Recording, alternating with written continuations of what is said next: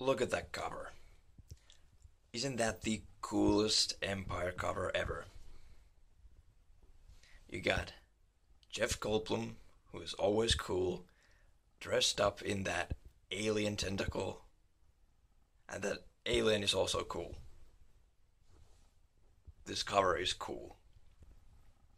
So as you know, I don't really edit my videos yet until get myself a new uh, good computer that I can edit with. I could edit with my phone, but that is pain in the ass to do, so I won't even try. So to show something about this movie, I actually got this Empire magazine, which has some pretty cool uh, pictures from the movie. So while I'm reviewing it, I could show all the pictures that are in this magazine.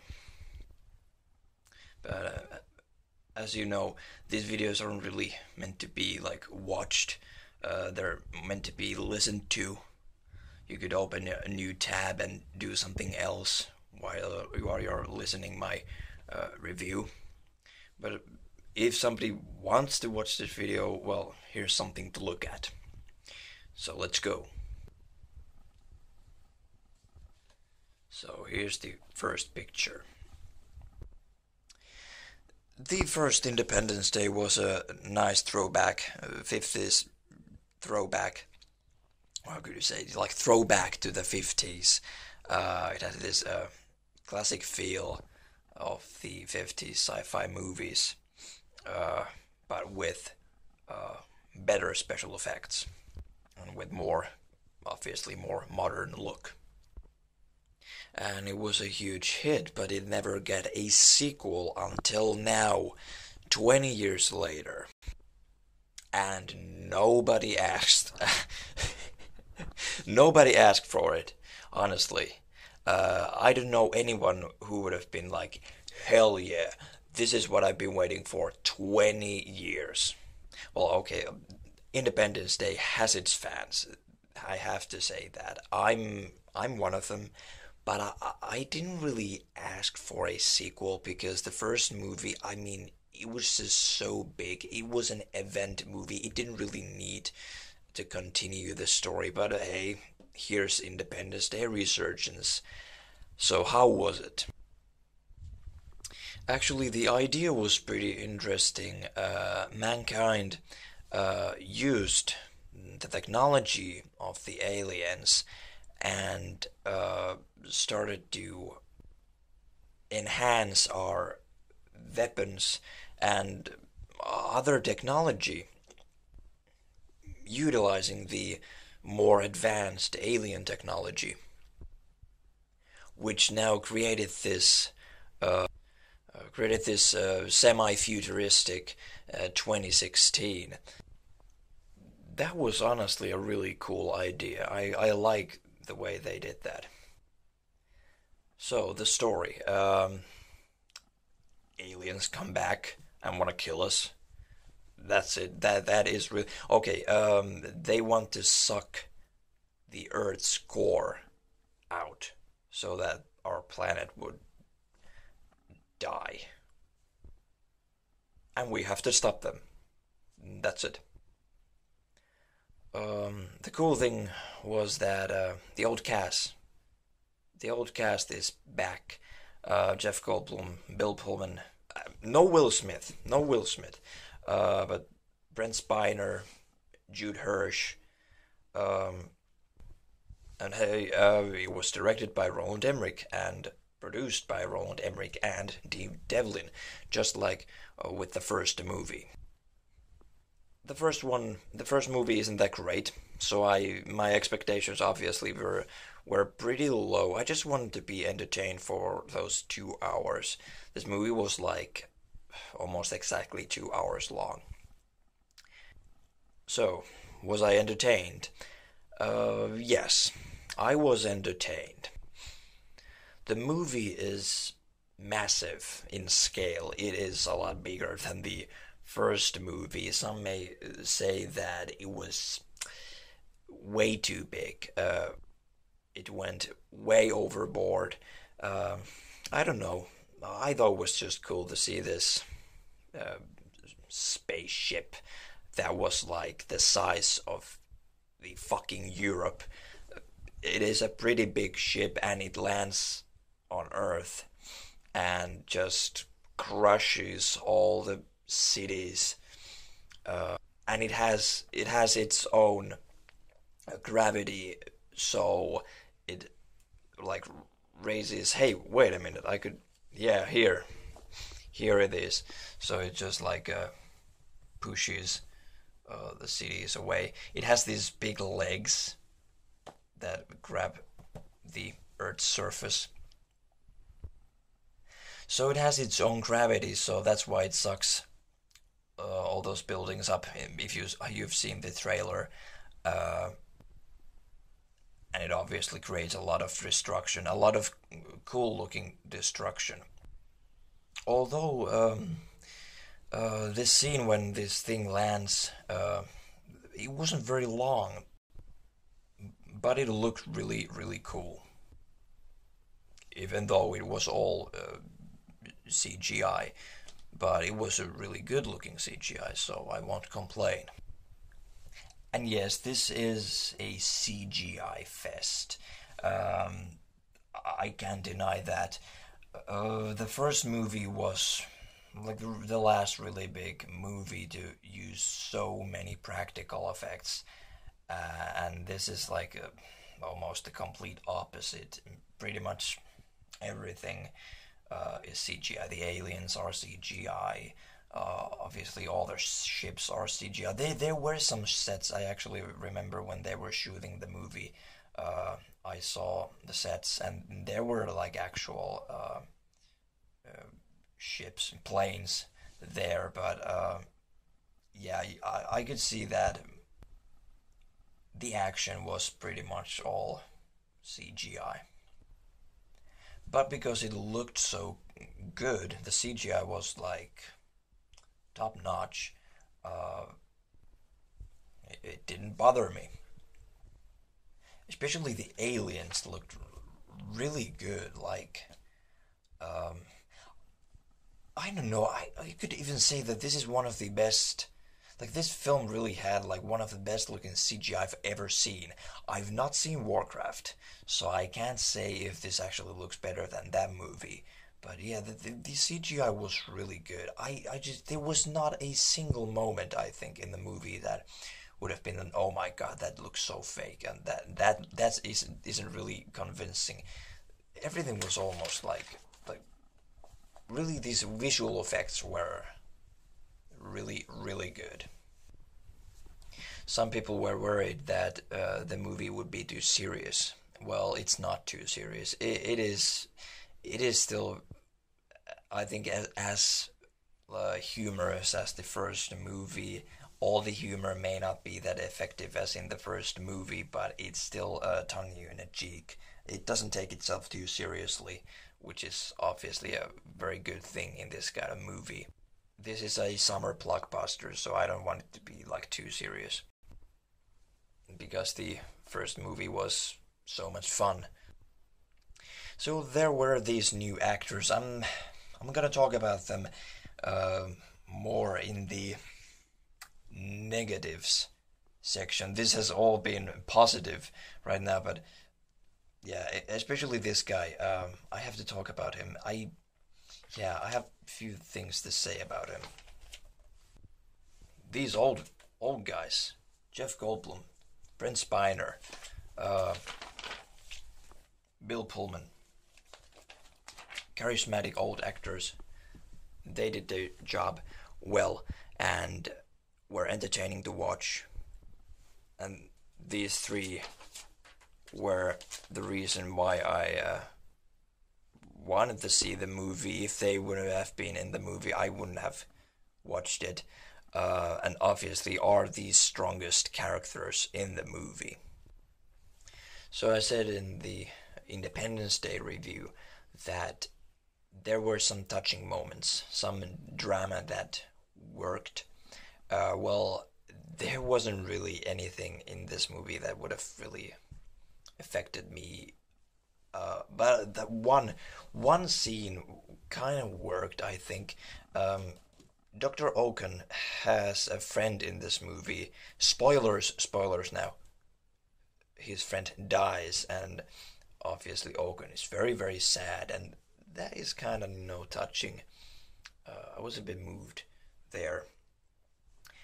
And then there's a very short scene with Robert Loggia, who played the general, president's friend in the first movie. That was the old guy. Well, he was in this movie in a very short scene. He was really old. You could see that, okay, that guy, he's not gonna live long anymore, and he actually died. Robert Loggia died this year. Rest in peace, Robert Loggia. I really liked him in David Lynch's Lost Highway. I thought he was really funny in that movie. But yeah, he was really a good actor. So he, kind of nods to the Bill Pullman's president, and kind of uh, Bill Pullman nods back. That was kind of nice little scene there. It was part of this Independence Day uh, party ceremony they held in the movie. But now, the weak stuff. No, let's go back here. Let's talk about these guys here. The new characters. The new characters are very hard to relate to. In the first movie, Will Smith, Jeff Goldblum, they were all like very likable characters. Very, I think, kind of relatable. These guys, I couldn't give a shit about them. This is Liam Hemsworth. I think, yes, he was okay, but this guy here who plays that Will Smith's character's son, and oh, by the way, Will Smith has died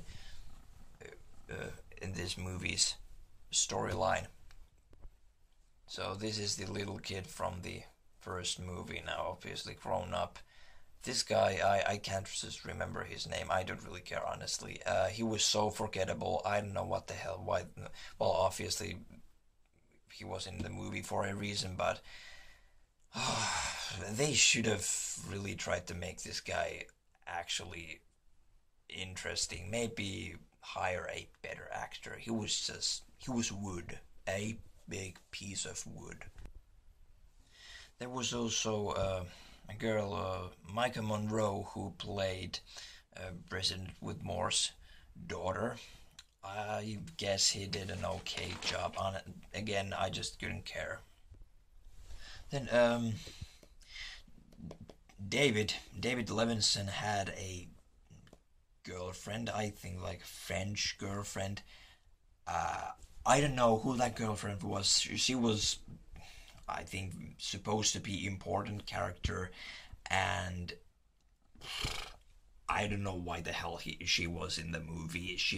I just can't remember what she did, but she was actually quite a lot in the movie. And yeah, why was she in the movie? That's the big question. I don't know. I don't know. It actually kind of pissed me off, because who is this character? Why should we care? Who is this character? So uninteresting. Couldn't give a shit. Damn, I mean, I don't actually know why the hell that pisses me off so much. God damn. Yeah, I guess that's enough about the characters. So, the special effects, the movie, just the action, it just feels larger than life, but nothing else does. The story, the characters, there's nothing in that that would make you care. It's just that the movie is big, the effects are great, and stuff like that, but everything else kind of, blah. Ugh. The first movie, you could say that the first movie was very similar. That the effects are just so big, that the characters and the story just feels very bland. I disagree, but some people may think differently. I would have also liked to know more about the aliens. We get to know few new things about them. They actually, as you can see here, they hold guns now. And they have a very, very big queen. We also see more of the insides of their ship, although it's not the same mothership as in the first movie, but that was kind of interesting to see. There was water and like some kind of plants and everything. But yeah, not enough stuff about these uh, aliens. I think we still don't know what they're called. This is, I think, this is the same thing as here. But this was some kind of a thing in the moon that has the same power as the planet destroyers in the first movie. This fires that blue beam that has the same kind of power as those planet destroyers. But obviously, well, it gets destroyed. You can actually see the beam right here, but it just gets blown up. Surprised? Probably not. One thing that was very weak was the build-up. I think the build-up in all of Roland Emmerich's disaster movies have been very exciting, but in this one, oh my god, I mean, it just it takes so long to actually, like, that stuff starts to happening. It probably takes like 45 minutes before the actual ship arrives and starts to destroy things, and then it's very soon over. There isn't even that much destruction in it. You could say it's a good thing. Yeah, it's probably a good thing. So that you don't shove up that CGI crapfest down your throat like a Man of Steel does, for example. Music was very underwhelming. It wasn't composed by David Arnold, it was composed by somebody else. I don't really know what scores this new guy has done, but yeah, the music, I can't really remember any new themes in it. It reuses some music from the first movie, which is obviously the strongest thing regarding the music in this movie. And honestly, the structure and story-wise, it's well, it kind of like it is pretty much like the first movie. You kind of know what is about to happen if you've seen the first movie, and I don't really like that stuff. The same problem was with The Force Awakens. It felt like A New Hope, like too much like New Hope. So stuff happens, really cool stuff happens, but nah, I don't really care. I couldn't get invested that much. Maybe somebody else could, but I couldn't. Now, big spoilers. I even forgot that this guy here dies. I remembered it like days later. I saw this movie the opening day, um, 29th of June. It was actually, uh, well, okay, let me tell this story first. So I forget that he died. It just happened so quickly that I probably missed it. And then somebody mentions it. I was like, what the hell? Oh yeah, that's right. He dies. That's how fucking much I cared about these characters, even though they were kind of like these old classic characters from the first movie. But I just couldn't care because this film just didn't focus on the story or the characters. So I saw this the 29th of June in a newly enhanced hall in Helsinki's biggest movie theater. I think it's also the biggest theater in the whole country. Dennis Palatsi. Uh, it was called Scape. It had a 4K screen, which is a very rare thing in Finland. Most of the theaters, like 99% of the theaters in Finland, have 2K, or maybe even lower. And first, first in the Scandinavian countries, we got Dolby Atmos surround sound system in that hall. That is really cool. And well, the picture quality and sound quality was top notch. So if any Finnish people follow me, definitely go check out that theater. The ticket prices are, well, they are definitely quite expensive, but actually, okay, I have to say they're like 18 euros. So that's kind of shitty thing, but at least go try that theater at least once. But yeah, I give this movie 2 out of 5.